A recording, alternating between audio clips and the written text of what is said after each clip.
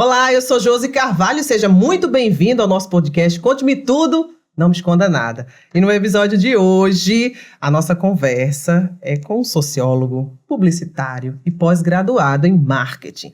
Profissional com atuação em agência de propaganda desde 1984, com experiência e um foco técnico em planejamento e atendimento. Embora também atue como criativo, o grande Jenner Tinoco.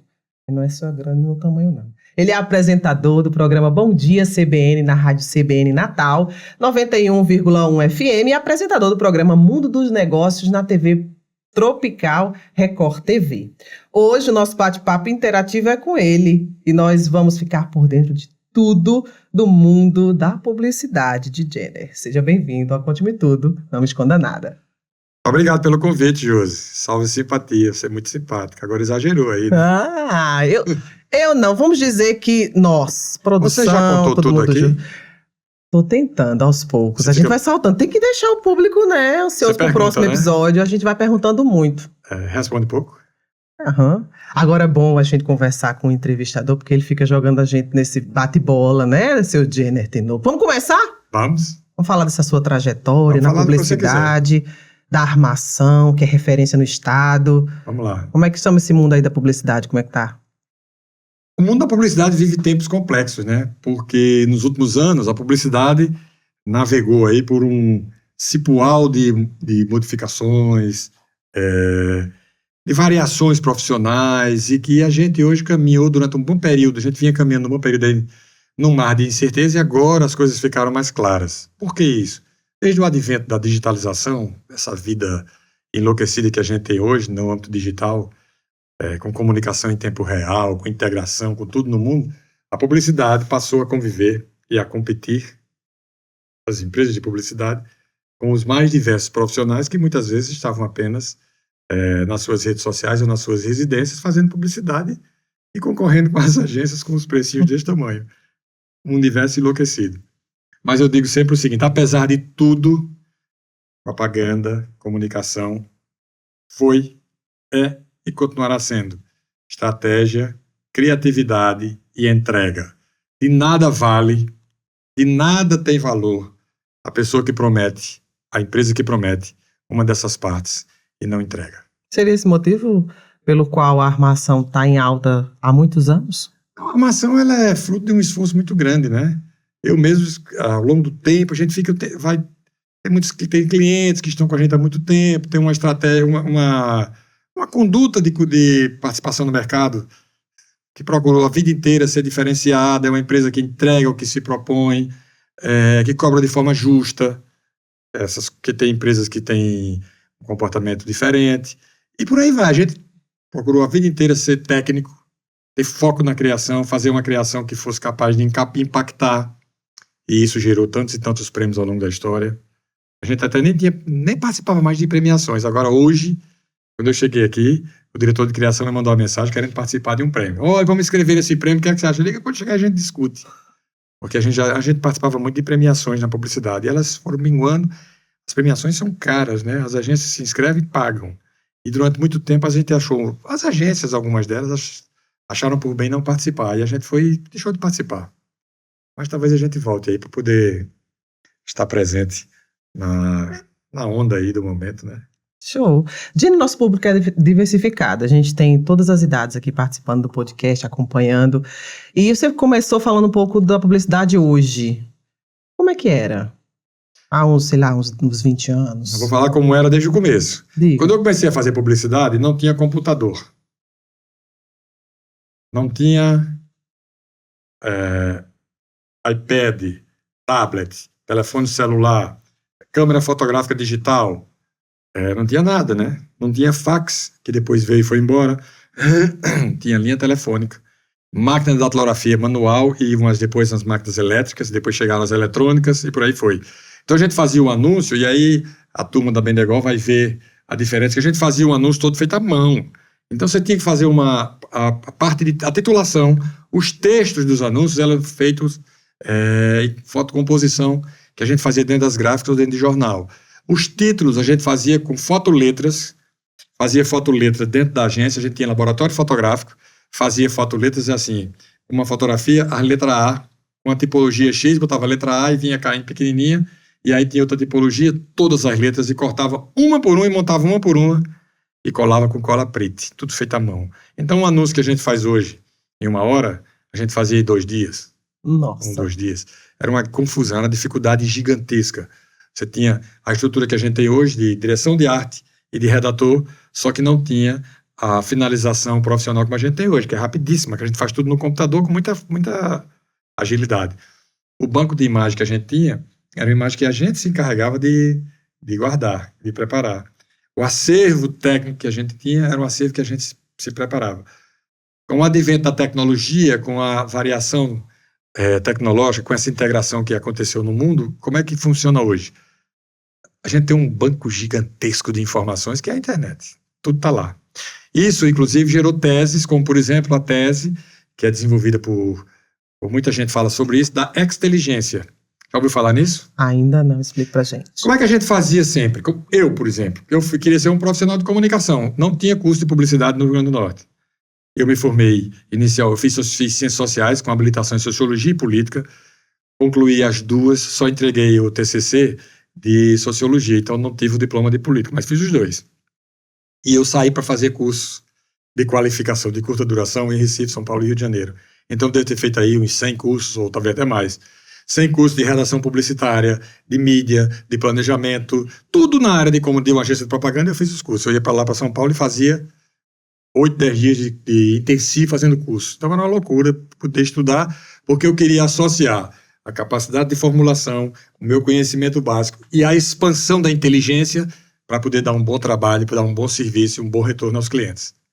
Como é que se faz hoje? Como hoje está tudo nos computadores, tudo na rede, tudo na internet, a geração mais nova, ela tem um problema chamado exteligência. A inteligência está fora dela. Por quê? Porque como ela tem tudo no computador, ela, na cabeça dessa juventude, dessa galera aí, Tudo prontinho, né? Tá tudo lá. Quando ela precisa, ela vai lá e pesquisa. Eu tenho um acervo técnico de comunicação de mais de 1.000 livros. Deve ter uns 1.200, 1.300, eu já dei um bocado. Até eu estava falando para Anderson, e vou dar um livro para ele. Para compor essa biblioteca dele, né? A biblioteca dele só tem literatura, precisa de comunicação. Anderson Lima, daqui da Bendegó. Então, a gente fazia um esforço gigantesco para encher a inteligência de informação, de conteúdo e fazer com isso a diferença. A geração mais nova... Hoje, vamos dizer que está mais fácil. Hoje está bem mais fácil. Mas, em compensação, as pessoas estão com um nível de informação muito mais restrito. Com certeza. Então, se você botar um profissional de comunicação para conversar numa mesa com os profissionais das antigas, e eu detesto dizer isso, o profissional das antigas é pau, né? Mas se botar, a gente tem um acervo de leitura, de informação guardada, retido, e ninguém mexe nela, que está aqui, né? Muito maior do que boa parte da geração mais nova. Por conta dessa história da inteligência, da exteligência. Está lá na internet o acervo, o volume de informações que ela precisa saber sobre qualquer assunto. Ela quer estudar sobre branding, ela quer estudar sobre marketing, qualquer marketing interativo, qualquer coisa. Está lá, ela vai lá na internet, põe no Google, encontra, lê, fecha e vai-se embora. E a gente não, né? Era livro. Você sabe o que eu acho interessante todo esse seu discurso, e louvável também, é o profissional viver toda essa dificuldade da publicidade antes, se adaptar ao mercado de hoje e se manter firme no mercado. E ainda tem cabelo, né? Muito cabelo, muito cabelo. Esse muito cabelo é por conta do tratamento. Porque a Covid levou a metade. Nossa! A Covid levou metade, levou uma parte da memória, mas eu já segurei. Já você falou em pandemia e Covid, como é que foi esse cenário para a publicidade? Foi assustador, né? Nós passamos 1 ano fechados. Nós fechamos as portas no dia, eu acho que foi 18 de março de 2020, e abrimos 1 ano depois, ou mais de 1 ano e um mês depois, e só Deus sabe o prejuízo que foi. A gente até hoje ainda não recuperou o estágio que tinha antes da pandemia. E alguns clientes, ou vários clientes, foram perdidos ao longo desse tempo. Foi muito difícil. E essa forma de trabalhar também modificou, né? Durante a pandemia, o jeito dos publicitários trabalhar. Modificou, de certa forma, as pessoas hoje são muito mais instáveis com relação às convivências, às relações entre as pessoas mesmo. É estranho, porque você está num ambiente grande de trabalho, e aí uma pessoa espirra na ponta, e o outro lado já fica assustado. A gente nunca teve isso antes, né? Mas a gente passou esse tempo da pandemia com muitas incertezas, com muitas dúvidas, com muitas perdas, mas acho que nós voltamos a ser o que a gente era. Nós não saímos nem melhores e nem piores. A sociedade tem pessoas muito boas, tem pessoas, um pouquinho delas, ruins, e continuarão assim, a sociedade continuará do mesmo jeito, com gente boa e gente ruim, claro, com a predominância das pessoas boas. A gente já comentou aqui sobre a publicidade antes, algumas décadas, uns anos. Falamos sobre a publicidade agora no presente.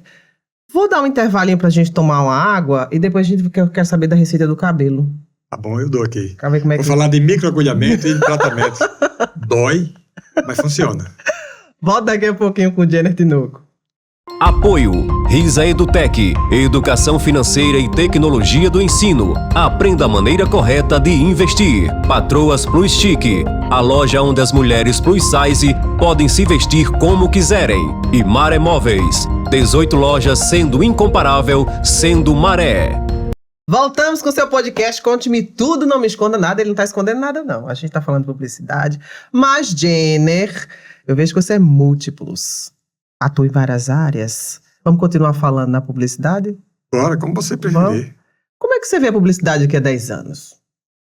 Você sabe que é uma pergunta difícil de responder. Outro dia eu entrevistei o Washington Oliveto, que é o publicitário mais famoso do Brasil, mais consagrado. Ele mora em Londres, nós entrevistamos ele pela rádio, acho que foi ano passado, no começo do ano, lá pela rádio CBN, ao vivo a entrevista, por Skype. E eu perguntei a ele, como é que vai a propaganda na sua visão? E a resposta de Washington Oliveto, que era um ícone internacional, no Brasil você imagina, no mundo, ele é internacional. E ele disse, mal, muito mal. Então, o futuro da propaganda é um futuro incerto. A gente não tem noção. Por quê? O advento da comunicação em tempo real fez com que cada pessoa ou se transforme, ou se considere, ou haja como sendo uma instituição publicitária. E isso a gente não sabe até que ponto vai continuar propiciando a existência de agências de propaganda e de profissionais realmente dedicados. Acho que a profissão de comunicador vai continuar ao longo do tempo, mas as agências de publicidade vão entrar num caminho indefinido, talvez até pantanoso. Você acha que esse novo cenário da internet, a comunicação do profissional atuar já filmando, editando, fazendo todo esse aparato de profissões, você acha que pode ser isso também, o fato de ter essa colisão com as agências? Não, veja só, as agências no começo, aqui no Brasil, nos anos 70 e 80, elas atuavam fazendo tudo. Elas faziam pesquisas de mercado, elas faziam, dentro das suas agências, elas faziam produção de vídeos, edição de vídeos, produção de áudio e outros serviços que a partir dos anos 80 foram extintos. As agências tinham umas mega estruturas. Estou falando de agências de São Paulo e Rio. As grandes agências, elas tinham mega estrutura. Algumas delas, inclusive, tinham estúdio de vídeo dentro dos seus imóveis e tal. A partir dos anos 80, houve uma concentração nas atividades fundamentais das agências, que eram criação, planejamento, mídia, essas coisas, as funções técnicas. E aí, as agências passaram a terceirizar esse serviço. Até hoje, as pesquisas de mercado são terceirizadas nas agências, a produção de vídeos comerciais são terceirizadas, a produção é terceirizada, mas as agências voltaram a fazer vídeos e áudios dentro das suas estruturas. Então, isso é uma volta ao que já houve. Por quê? Porque o mercado mudou. As agências, de repente, sentiram necessidade de fazer isso pela quantidade de clientes que tem na área digital. Esses clientes demandam vídeos que não sejam tão complexos, de baixa complexidade, como a gente chama, e esses vídeos são feitos internamente, porque se for contratar a produtora vai ficar caríssimo, os clientes não podem pagar. Então, as agências compraram câmeras, compraram iluminação e por aí vai. Então, adotando esse novo padrão. Essa questão do imediatismo da internet também modificou a forma de fazer a publicidade em si, mais curtas, mais práticas. Modificou a forma de viver, né? Então, veja só, o imediatismo mudou tudo. Por exemplo, eu vou dar só uma pontinha para você entender. Eu faço um programa na rádio. Fiz um programa hoje na rádio CBN, lá em Natal. O programa começa às 8h30, termina às 10 da manhã. Eu recebi 278 mensagens. Claro que eu nem respondi, não tive tempo e nem consegui ver. Mas isso por onde? Pelo WhatsApp? Pelo WhatsApp. Mas nesse intervalo, quando eu saí de lá, 10 e pouquinho, 10h30, fui olhar, tinha 278 mensagens. Não dá para ver, não dá para responder, não tenho tempo suficiente. Isso mostra o seguinte, há uma demanda muito forte das pessoas por respostas, por informação. Algumas dessas mensagens certamente são fazendo comentários sobre coisas que a gente estava falando na rádio, outras perguntando, mas não dá tempo para ver, porque é um volume de informação muito, muito forte. Isso mudou muito a vida da gente, inclusive a comunicação. Demais. Para você ter noção, Josi, no século XIX, uma pessoa média recebia de informação em sua vida o que uma pessoa média hoje recebe por dia. Um dia de informação de uma pessoa média hoje corresponde a uma vida inteira de uma pessoa do século XIX. Então, é um volume de informação que muitas vezes a gente nem percebe e que faz com que a gente fique cansado, de certa forma até entediado, e a gente virou refém das plataformas digitais. A pessoa manda uma mensagem pra gente, se você não responder, já fica chateado, não ouve mais. Aconteceu uma cena comigo ontem, muito engraçada. Eu recebi uma mensagem de uma fornecedora da agência, me pedindo umas informações. Eu nem vi. Quando chegou às 5h30 da tarde, 6 horas, aí me ligou o diretor dessa empresa. Olha, porque não sei o que, para aí. Eu fui responder tranquilamente. Quando eu desliguei, ligou a mesma pessoa que tinha mandado a mensagem. Aí eu disse, já falei com o seu diretor, acabou de me desligar. 2 pessoas ao mesmo tempo fazendo cobrança. É ou não é pra gente ficar doido? Demais. Haja cabelo. Esse é o mundo novo. É o mundo digital. É bom pra gente? Tem suas virtudes? Tem. Mas não é bom, né? Porque você não consegue parar. Outra coisa. A viver de qualidade, a gente não tem mais aquela vida de qualidade. Mas sabe o que eu faço? Ninguém manda mensagem pra mim depois. Quer dizer, ninguém espere resposta minha depois das 9. Entre 9 e 6, 7 horas da manhã, eu não respondo. É importante dar esse limite pra você mesmo. Vou pra casa, vou ver vídeo, vou ver filme, vou assistir. O que você vê em casa? Eu vejo tudo. O que é que o Jenner faz além da rádio e da TV eu leio, em casa? Eu leio bastante e vejo vídeo e vejo série da Netflix e vejo esporte. Eu sou louco por esporte. Então eu vejo corrida de Tour de France, corrida de bicicleta na França, tudo de futebol, Fórmula 1, basquete. Qualquer esporte eu vejo. Corrida de motocicleta. O que mais? No digital, a gente tá falando muito de digital, né? Você falou de leitura também. O que você prefere, o e-book ou o livro? Eu prefiro o livro. Prefiro pegar o livro aqui. Eu tava até dizendo a Anderson há pouco, eu tô tirando o livro, né? Tô doando o livro. Eu digo, vou mandar pra cá um livro, porque... É boa a sensação. Né? Não tem mais onde guardar.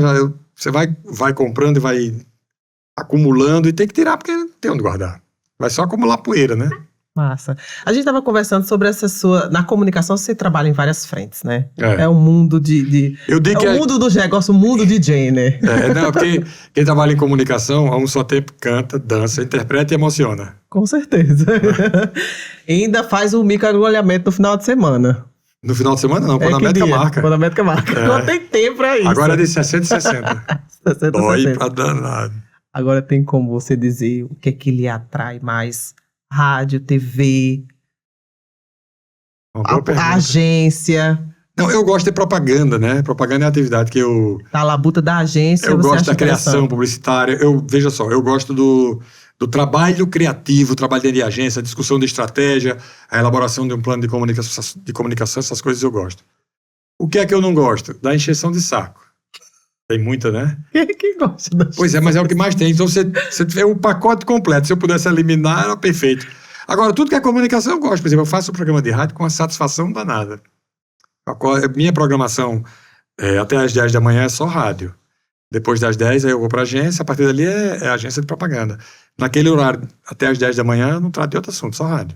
Só a rádio. Para falar que eu falo com as pessoas, só se forem as pessoas muito mais próximas, que aí que eu falo eventualmente ali, mas não dá tempo, porque eu entro no ar, eu chego na rádio 7h15, quando dá 8h30 eu entro no ar, e aí fica até às 10. Você tem como falar, me diga aí o perfil, para quem está acompanhando, que geralmente está estudando publicidade, ou é já um profissional, qual seria o perfil, as características hoje de um publicitário que você dizer sai e dá certo no mercado? Bom, primeiro é a pessoa que acredita no futuro, que tem que ter coragem de enfrentar as coisas, de ter que ter na mente uma expressão básica que não é nossa, mas é de Winston Churchill, o ex-primeiro-ministro inglês, estadista, que ele dizia o seguinte, uma das frases dele famosas, eu vou pegar só o trechinho, que ele disse, nunca desista. Quem trabalha com comunicação não pode desistir, porque é sempre um desafio atrás do outro. Isso é importante. O segundo, terceiro, ele tem que ter qualificação. Estar disposto a se preparar o tempo inteiro, estar sempre estudando. Ora, eu já estou no mercado dessa vida inteira e estudo direto, vivo fazendo curso, e lendo e tentando me aprofundar, então São características inerentes à atividade, necessárias para a atividade. E a mais simples, mas é uma característica que a gente precisa cada vez mais, é pessoas sinceras, pessoas corretas, pessoas honestas, pessoas que não sejam enganadoras. Essa característica é mais difícil. Tem uma característica assim aí, um bocado de gente aí enganador, que você faz as coisas e as pessoas... É uma coisa que dói a gente, né? Você saber que as pessoas poderiam ser felizes e tratarem as outras com felicidade. As pessoas felizes, elas geralmente são muito legais. As pessoas infelizes geralmente são muito baixo astral, né? É aquele povo que enche o saco que você falou. O infeliz, o ideal é que o infeliz fique muito longe, né? Longe. Podia ser em Manaus. Quinto que só molesta. Pois lá em Manaus, que é longe daqui, né? Longe. É uma lonjura, como diz o povo, né? Lonjura e quintura. Você foi fazer o que em Manaus? Eu fui carregado em Manaus, na verdade, Foi? né? Foi. Agora você já tá no papel de entrevistador, é? Mas a vida inteira eu faço pergunta também. Jenner, eu quero saber da sua vida. E o pessoal que tá em casa também, com certeza. Mas a gente volta já. Depois dessa palavra de motivação profissional, de alerta também, a gente volta já com Conte-me Tudo, Não Me Esconda Nada com ele, Jenner Tinoco. Apoio Risa Edutec, educação financeira e tecnologia do ensino. Aprenda a maneira correta de investir. Patroas Plus Chic, a loja onde as mulheres plus size podem se vestir como quiserem. E Maré Móveis, 18 lojas sendo incomparável, sendo Maré.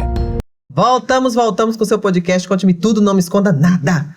Jenner. Eu conto. Tu conta tudo? Conto. Tô vendo, você tá falando muito. Jenner, a publicidade também, você trabalha nesse ramo da política, das campanhas políticas. Eu acho que daí surge a sua ligação com nossa Santa Cruz, de onde é gravado o podcast, ou não? Veja, Santa Cruz é uma cidade que historicamente eu sempre estive muito próxima, né? Eu conheço muita gente daqui de Santa Cruz, independente da política.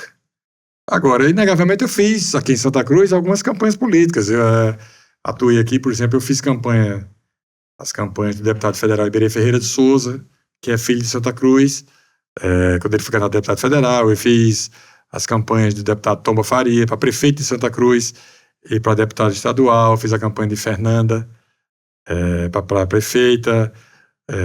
Fiz outras campanhas por aqui, então eu tenho uma identificação muito grande.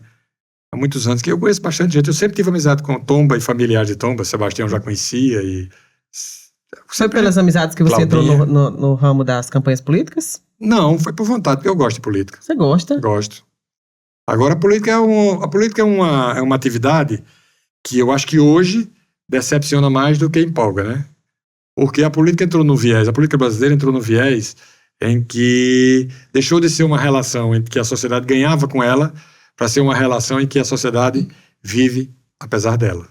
E o papel da política da publicidade é o que abrilhanta a campanha política, é o que transforma o político, independentemente da forma que ele age. A gente sabe que a publicidade vem a brilhantar. O propósito da publicidade na campanha política é você tirar a política do universo da frieza, da racionalidade para a emoção, para o envolvimento das pessoas, para fazer com que aquela campanha tenha respaldo na sociedade e mexa com as pessoas, para que desperte nas pessoas um desejo de mudança ou de avançar e por aí vai. Então a publicidade é fundamental nisso. A motivação, o despertar, tem muitas características da publicidade que tem papel importante dentro da política. Mas ainda assim a política brasileira entrou no viés, e a política brasileira, quando eu falo, nas suas instâncias todas, municipal, estadual e federal, entrou num viés muito mais maniqueísta, né?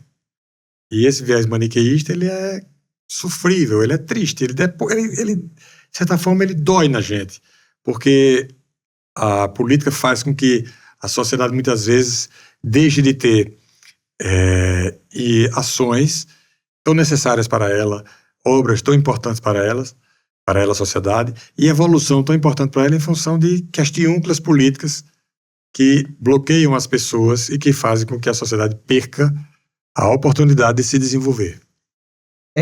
Conversando assim com algumas pessoas que já trabalham em campanhas políticas, uma vez um profissional chegou e disse que as pessoas que trabalhavam em campanhas políticas gostavam de viver intensamente. Porque numa campanha é um pouco tempo que tudo pode acontecer. E a agência que está na campanha tem que estar preparada para qualquer coisa. Existe isso mesmo do viver intensamente? A campanha política você vive intensamente, porque você se dedica a ela durante um período de tempo que hoje é mais curto, mas já foi bem maior.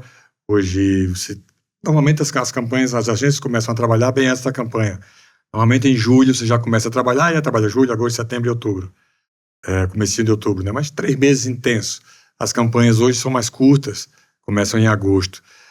Algumas campanhas você demanda mais tempo, você começa a trabalhar antes, pelo menos na fase de planejamento. Mas o viver intensamente é bom, né? Não é só na publicidade que se vive intensamente, né? É legal. Tem muitas atividades que se vive intensamente. Na música, nas artes, né? Massa. No esporte.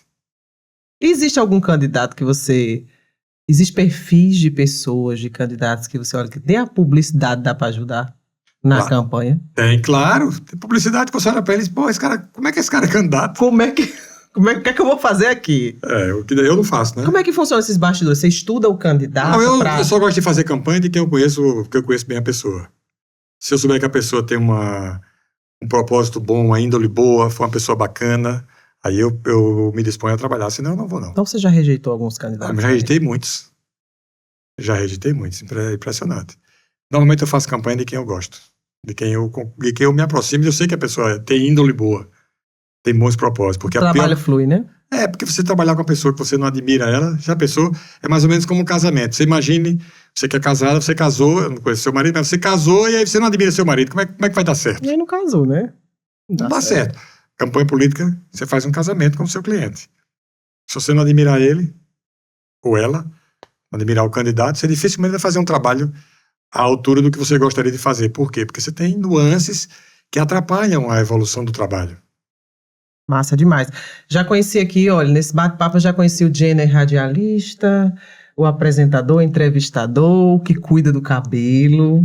Agora essa história do carnaval, quero saber do carnaval. Você tem um bloco? Como é que é isso? A gente tem um bloco lá em Natal, que sai domingo de carnaval, chama-se Se Brincar Eu Pego. De onde surgiu esse nome? Começa por aí. Esse bloco sou eu, Habib Chalita e Lígia Limeira, que a gente bota esse bloco no domingo de carnaval, é um bloco bem legal. Isso foi um desafio que o ex-prefeito de Natal, Carlos Eduardo, lançou pra gente. Carlos Eduardo é um amigo querido, né, de muitos anos. E eu estava lá num carnaval, ele estava na prefeitura. Eu não lembro qual foi o ano, 2014, 2015, eu não sei exatamente qual foi o ano. Ele me chama de reitor, e eu chamo ele de líder. A gente tem intimidade e brinca com...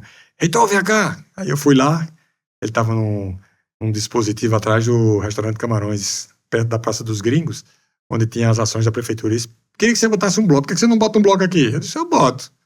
Põe um bloco. Aí eu conversei com ele um pedacinho, saí e estava me encontrando, conversando com o Habib Chalita. Ele disse, Habib, ó, eu chamo Carlos Eduardo de Tata, que é um apelido de infância que ele tem lá em Natal. O pai dele chamava ele Tata e os amigos mais próximos chamavam ele Tata. Eu disse, ó, Tata me chamou ali pra gente botar um bloco no carnaval. Topa? Ele disse, topo. O Habib disse, topo. Eu disse, eu tenho um nome. Qual é o nome? Se brincar, eu pego. Aí Habib caiu na brincadeira, ele sabe que eu sou publicitário, que gosto de criação publicitária. Ele disse, então vamos lá falar com ele. A gente atravessou a rua e foi lá para Carlos Eduardo e disse, nós vamos botar o bloco, vou eu e Habib, e o bloco vai Se Brincar, eu pego. E aí ele disse, eu vou ajudar, e realmente ele ajudou.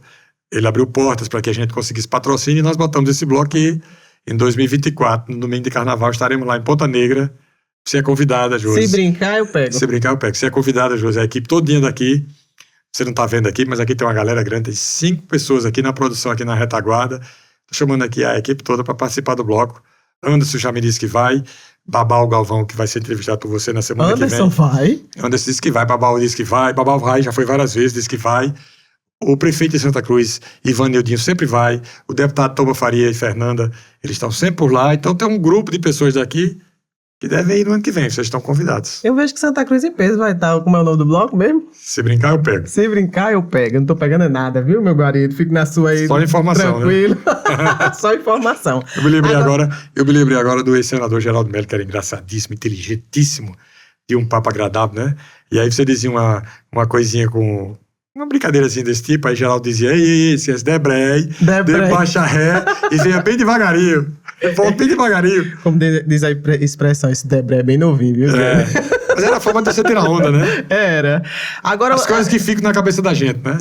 Era um apaixonado por Santa Cruz, Geraldo. Quero continuar falando de Santa Cruz. Sim. Como é que você vê essa cidade? Veja só, Josi, Santa Cruz, eu tinha Santa Cruz, eu já disse na rádio uma vez aqui, até uma vez uma figura aí me compreendeu mal. Santa Cruz era uma cidade de passagem. Eu separo Santa Cruz em 2 tempos, antes e depois de Tomba.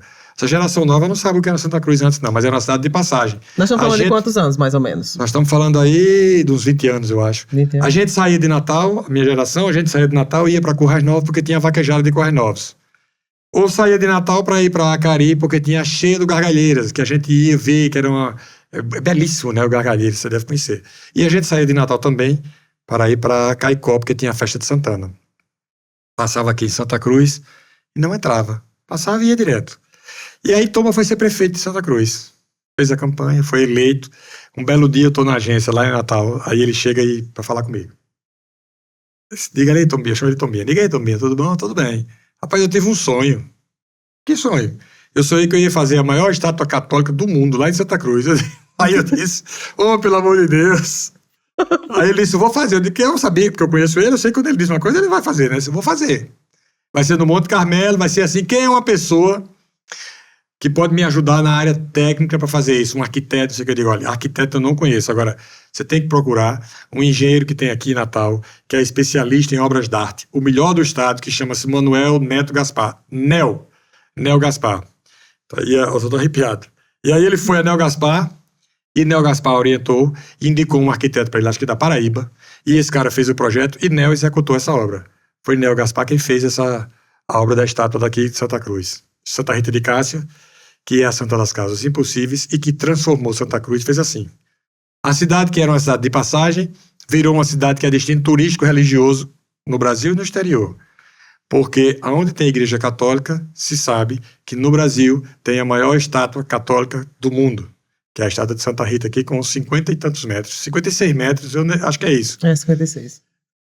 E Santa Cruz passou a ser um destino turístico. E hoje Santa Cruz tem muitos leitos para receber as pessoas, com pousadas em hotelzinhos e restaurantes. Abriu muitas portas também, né? Muitos apartamentos para alugar, porque depois vieram as universidades e virou uma cidade universitária.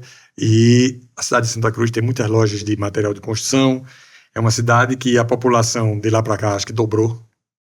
Das cidades do interior, ou é a primeira ou a segunda em crescimento econômico. Tudo isso foi depois da passagem de Tomba pela prefeitura da cidade. Que ele não fez só isso.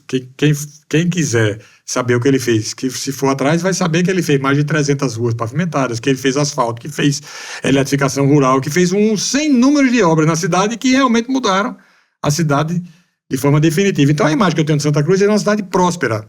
Olhe, eu sou de Natal. Natal passou aí uns 8 anos meio capengando com o seu desenvolvimento, tanto que perdeu população. Quando foi feito o censo agora, Natal parece que foi a segunda cidade do Brasil, a segunda capital, que perdeu mais população. Mais de 50 mil pessoas saíram de Natal para as cidades vizinhas, para Extremóis, sobretudo, Parnamirim, um pouquinho para São Gonçalo, um pouquinho para Macaíba, e fruto de uma desaceleração econômica que ocorreu lá.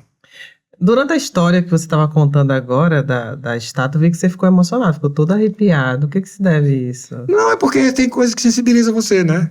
Porque um visionário, porque Tom é um visionário, E né? também saber que você teve um dedinho na história lá. Sim, mas... Não sei qual dos dedos, mas teve. Mas tem participação, né? Isso se representou algo que lhe emociona? Não, porque, veja só em pensar juntos, em você concordar com uma pessoa que você tem admiração e que ela vai fazer uma coisa desafiadora, hoje é muito fácil, né? Eu vou fazer uma estátua. Hoje tá fácil, porque foi feito. Você imagine isso, essa estátua ficou pronta em 2010, há 13 anos, só que começou quando? Foi idealizada quando? Foi um projeto lá atrás, então eu tenho aí uns 16, 18 anos, sei lá. Hoje tá feito, é fácil, vai fazer. Vai identificar o local e outra coisa, vai inaugurar já o teleférico, e aí vai ser a consagração direta, né?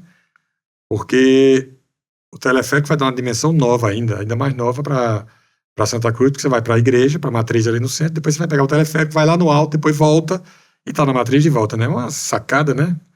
Então acho que a gente vive num estado hoje em que as pessoas são muito negativas ou negativistas. Veja só, Josi, parece piada. O torcedor do ABC, eu estou falando sobre isso todos os dias, já falei na rádio, já falei na televisão. O torcedor do ABC, diante do fracasso do ABC na Série B do Campeonato Brasileiro, ele torce pela derrota do América, pelo fiasco do América. E o mais grave é que ele se alegra com isso. Eu sou torcedor do ABC. O torcedor do América, inversamente, torce pela derrota do ABC. Por quê? Porque a performance do América é tão pífia quanto a do ABC. O América caiu da Série C para a Série D do Campeonato Brasileiro. É a série mais difícil que eu acho. E ambos se alegram com a derrota do outro. Ou seja, é uma relação, é uma vibração por quem perde e não por quem ganha. Ou seja, na ausência de lutar por algo que pode caracterizar uma vitória pessoal ou social, as pessoas vibram com o insucesso do outro, do opositor. Na política acontece isso. Lá em Natal, por exemplo, o prefeito lança uma obra, aí a turma que é opositora do prefeito fica contra. A governadora tem um desgaste aí por conta dessas estradas todas esburacadas pelo Estado, mas a turma que faz oposição a ela acha bom e critica. O que é que está faltando nesse Estado? Primeiro que as pessoas tenham discernimento para defender uma evolução capaz de alavancar o Estado. Por esse estado de coisa, por esse pacto e tácito de mediocridade, é que nós estamos onde nós estamos. Nós éramos maiores em importância do que a Paraíba. Natal era muito mais importante do que João Pessoa. E o Rio Grande do Norte era mais importante do que a Paraíba. Eles viraram. Eles deixaram a gente de lado, focaram neles, se uniram, estão numa posição mais confortável. E nós estamos aqui, sem querer, como os filhos desse pacto tácito de mediocridade, sofrendo essas coisas que nós temos hoje no Rio Grande do Norte, que coloca o Estado numa posição inferior em relação aos estados vizinhos, mas sobretudo Natal, que Natal é uma cidade belíssima. Nas capitais do Nordeste você não encontra nada parecido com Natal. A beleza plástica da cidade, a natureza em Natal é muito bonita. Se você for para as outras cidades, se você for Fortaleza, Teresina, Fortaleza, João Pessoa, Recife, as cidades capitais, você não vai ver uma paisagem cênica como Natal tem, por exemplo, ali em Ponta Negra. Não existe. É mais bonito. Mas como é que, com todo esse aparato de beleza natural, com toda uma estrutura turística que Natal tem, Natal é a capital do Nordeste, talvez, que tenha mais leitos de hotéis para receber as pessoas. E a gente ter caído dessa forma. E a gente ter caído dessa forma. Por quê? Porque esse pacto da mediocridade é aquele que torce contra. E quem torce contra vive dos frutos que é torcer contra. Ou seja, vive de derrota. Quem vive de derrota não evolui, não avança. É como a gente estava falando, é a evolução humana. É a evolução humana. Essa postura... Eu fiz uma postagem outro dia aí, há uns 10, 15 dias, logo depois que o América caiu, eu fiz uma postagem falando sobre isso. Puxa, as pessoas iam dizer, porque eu estava criticando os torcedores de ABC e de América porque torcem uns contra os outros, em vez de torcerem a favor. É torcer para fazer o seu, pronto. A gente tem que se juntar. O Rio Grande do Norte, por exemplo, precisa se juntar, precisa dar as mãos e dizer o seguinte, nós queremos evoluir socialmente. Como é que é esse Estado? Vou dar um exemplo aqui. Hoje, agora estão falando que vai fazer. Faz 30 anos que a gente reclama que a estrada de Natal para Mossoró não é duplicada. Já morreram tantas pessoas, mais de 100 pessoas morreram em acidentes. Todos os anos morre gente de acidentes. E essa obra não é duplicada. Estou falando de uma obra simples. Natal para Mossoró. Natal, Mossoró, já teve trem ligando. Não tem mais. Não tem ligação marítima entre as cidades do estado, embora a gente tenha uma costa aqui que poderia ter. O que é que acontece aqui no estado? Se pensa pequeno. Quando eu estou citando alguns exemplos, eu gosto de falar sempre o seguinte, os portugueses têm uma expressão que eu acho muito interessante, que ele diz o seguinte, pense à francesa. Pensar francês significa dizer pensar grande. Os franceses, eles têm essa tradição, essa cultura, eles pensam grande. Vem desde lá de Napoleão, sem querer defender Napoleão, porque era enlouquecido, vivia guerreando e tal, mas teve um lado que ele pensou grande e fez da França um país grande, e fez de Paris uma cidade monumental. Então, a gente precisa fazer o Rio Grande do Norte acordar e pensar grande. Ainda hoje, você conta nas mãos quais os políticos daqui que se preocupam com a evolução econômica do Estado. Eu quero fazer uma entrevista para a televisão, por exemplo. Eu quero entrevistar alguém que fale, algum político que fale que tem uma radiografia do turismo do Rio Grande do Norte, ou que da indústria, ou do comércio, ou dos minérios, ou da fruta, ou da carcinicultura, ou da pesca oceânica. Eu tenho que procurar uma dificuldade para encontrar. Como é que eu me socorro? Eu ligo para Zé Agripino Maia. Foi senador, foi governador, que conhece a economia do Estado e que declara como gente grande. Eu falo com ele esse tipo de... Ele conta tudo. Ele não esconde nada. Aliás, ele veio fazer Você devia fazer um podcast com ele. Chama que a gente faz. Vou falar com ele. Eu não sei você, mas eu tô aqui aprendendo demais com esse monstro da publicidade. Não, eu sou alto, mas monstro não. Monstro da publicidade. A gente conheceu a história do início da construção da nossa santa. A gente ouviu sobre Natal, sobre o Rio Grande do Norte. Mas daqui a pouco a gente vai ouvir mais, porque ele tá contando tudo. Volto já. Apoio Risa Edutec, educação financeira e tecnologia do ensino. Aprenda a maneira correta de investir. Patroas Plus Chic, a loja onde as mulheres plus size podem se vestir como quiserem. E Maré Móveis, 18 lojas sendo incomparável, sendo Maré. Tô voltando aqui com o seu podcast com ele, Jenner Tinoco. A gente tá aprendendo muito com ele. Quem é Jenner Tinoco? E aí? Um rapaz latino-americano, sem parentes importantes, e vindo do interior. Belchior, né? Belchior. Belchior, gosta? Gosto muito. Quais são suas referências musicais? O que é que você gosta mais de ouvir? Eu gosto de rock. Gosto muito de rock. Gosto de MPB. Gosto de tudo. O que é que você acha do rock no Brasil? Eu acho que o rock Tá do Brasil acabando. tá numa pasmaceira, né? Já teve melhor aí, mais pra trás, né? Na época de Blitz, de Legião Eu tenho uns amigos Urbana. roqueiros aqui. O roqueiro, geralmente, ele é muito fechadão pros outros ritmos. Você é assim também? Não, pelo contrário. Eu sou, como publicitário, e uma característica para ser publicitário é ter a mente aberta. Eu me considero uma pessoa de mente aberta, inclusive para música. Mas eu tenho uma preferência pelo rock, mas eu sou aberto a quase todos os ritmos. O que é música de qualidade, eu gosto. Show. Porque tem música que as pessoas dizem, isso aqui é música. Eu digo, não parece, né? É um negócio pra balançar o corpo, né? É. Mas música, eu gosto muito de... Se eu for dizer aqui, se você quiser ver as músicas que eu prefiro, você pode ir lá no Spotify. Você tem a sua playlist lá no Spotify? Tem 2 ou 3 playlists. Lá tem uma playlist muito legal, Eita. 94 FM, uma playlist que eu fiz para 94 FM, me pediram. Tem 40 músicas. Mas tem músicas aqui, músicas lá, por exemplo, que são músicas consagradas mundialmente, qualquer pessoa gosta.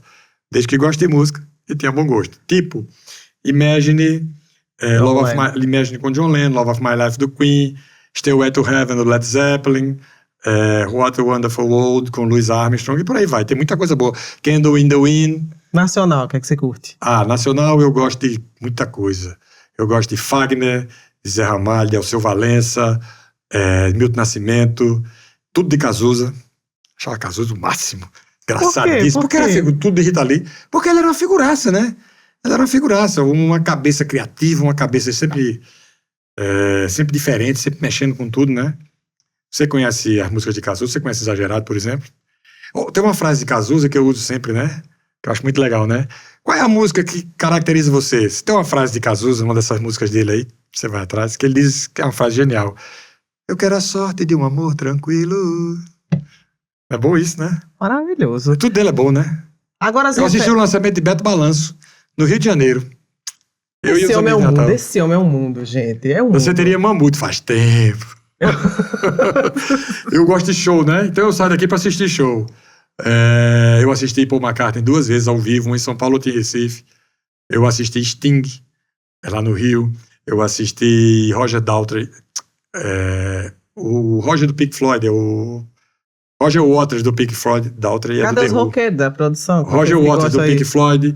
Eu assisti Guns N' Roses lá em Brasília também, os 2 em Brasília. Eu assisti Rod Stewart na Apoteose, faz tempo pra boa. Assisti Will True.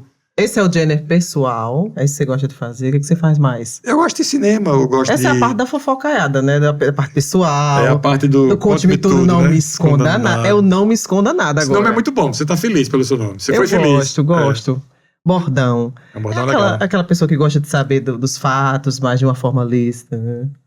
Né, Jenner? E eu gosto de praia, quer dizer, eu gosto de praia, mas eu gosto de ir na praia, de caminhar pra lá e pra cá. Você não gosta do banho de praia? Eu gosto muito de praia, mas... Água salgada? Eu gosto.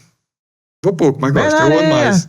Pé na areia. Eu ando na praia sempre, né? Nos fins de semana eu tô lá na praia. Eu vivo lá em Ponta Negra. Todo mundo sabe, de certa forma, eu fico fazendo a fiscalização da praia de Ponta Negra. Todo sábado e todo domingo eu ponho lá as fotos do que eu vejo, porque o Morro do Careca está se desmilinguindo. Até agora ninguém fez nada para resolver.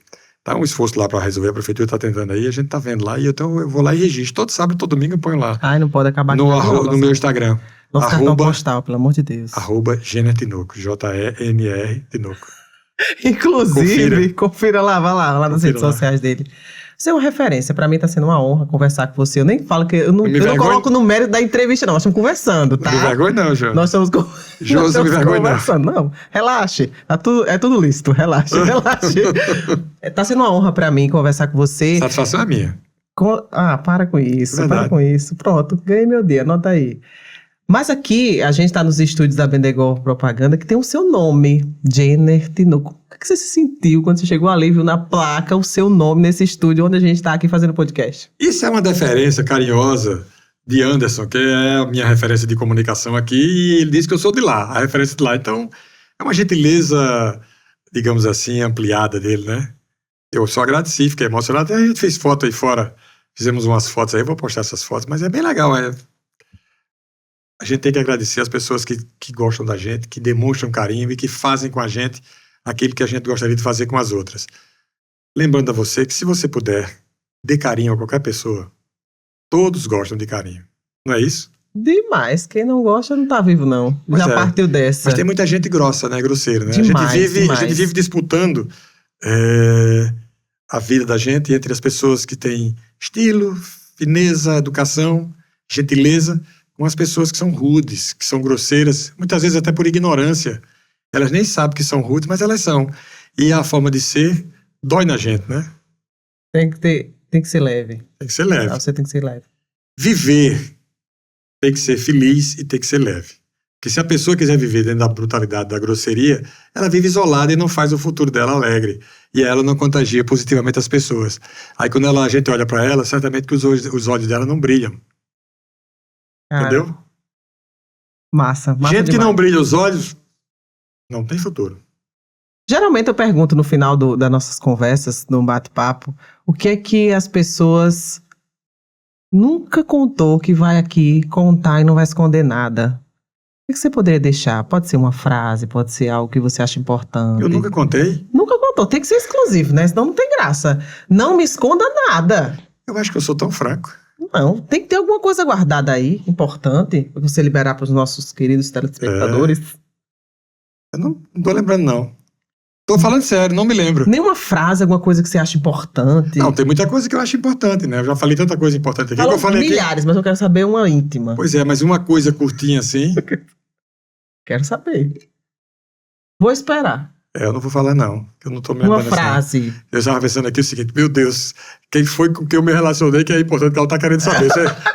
Não As tem, catracas rodando, não teve nada disso, né? Tudo legal. não tem tudo nada a tranquilo. ver com isso, não tem nada a ver Pois com é, isso. Eu pensei que... É algum, sei lá, um ritual que você faça, que você acha interessante como ser humano, que melhora o seu dia. Uma informação é o seguinte: eu me considero uma pessoa simples, sem frescura.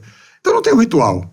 Tem gente que quando vai fazer uma palestra, vai fazer uma apresentação, aí ela se concentra e tenta passar uma imagem quase que messiânica. Não tenho isso.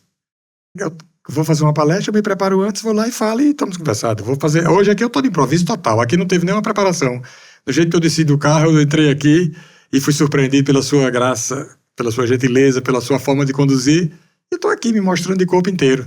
Que massa. Acho que Gostei. a informação é essa. Eu sou uma pessoa comum, normal, simples. Eu tenho uma grande virtude e aí não me falta modéstia para poder falar. Eu sou uma pessoa que é amigo porque deve é. Se eu sou amigo pleno. Acho que isso é um diferencial. Eu posso ser sua amiga? Você já é, né? Obrigada. Tá com as mãos frias. Mas por causa do ar-condicionado, Mas a minha né? é quente. A sua tá quente, é verdade. É porque coração Vem quente... de Natal. Natal tá mais quente que Santa Cruz. Não, coração quente Eita, glória. é outra confissão. Jenner, foi um prazer estar aqui com você. Foi muito bacana. Eu tenho certeza que foi um papo muito esclarecedor. Tanto para as pessoas que estão na área da publicidade, que tá na área aí... Porque isso é um mundo. Se for começar a citar, a gente começa o programa do início, né? Mas foi um prazer para mim lhe conhecer pessoalmente. Eu já admirava o seu trabalho, já acompanhava o seu trabalho. Aliás, Santa Cruz acompanha o seu trabalho em diversas frentes. Foi um prazer gigantesco estar aqui conversando com você. Muito obrigada, viu? Eu quem agradece. Muito legal. Gostei muito, Josi. Gostei de você também, viu? Foi ótimo aqui o nosso bate-papo. Eu estou disponível. Quando vocês precisarem que eu estiver por aqui, eu venho com maior satisfação. Eu quero dizer a você o seguinte: eu vim a Santa Cruz só para fazer esse podcast com você. Agora eu me senti mais honrada Pois ainda. você pergunta a Anderson, que eu disse a ele, eu vou lá quinta-feira, gravo, ainda vou levar Babal comigo, porque ele grava também, a gente volta. Vou gravar com ele também. Pois é. Obrigada, viu? Muito obrigada. Obrigadíssimo. Um beijo para você de Santa Cruz. Espero que você compreenda que a sua cidade é uma cidade importante e que você deve fazê-la cada vez mais importante e desenvolvida, porque só assim você garante o seu futuro e o futuro dos seus. É isso aí, minha Deixa gente. eu mandar um abraço aqui. Mande. Esqueci de mandar um abraço. Padre Vicente, que é uma Eita. figuraça que eu gosto aqui. Eu já citei aqui as pessoas dessa cidade que eu tenho Padre ligação. Vicente é maravilhoso. Padre Vicente, um abraço. Show. Figuraça. Foi isso, gente. Conversei com o Jenner Tinoco, gravado aqui nos estúdios da Bendegó. Propaganda, isso aqui foi mais um episódio do Conte-me Tudo. Não me esconda nada, eu te espero no próximo episódio.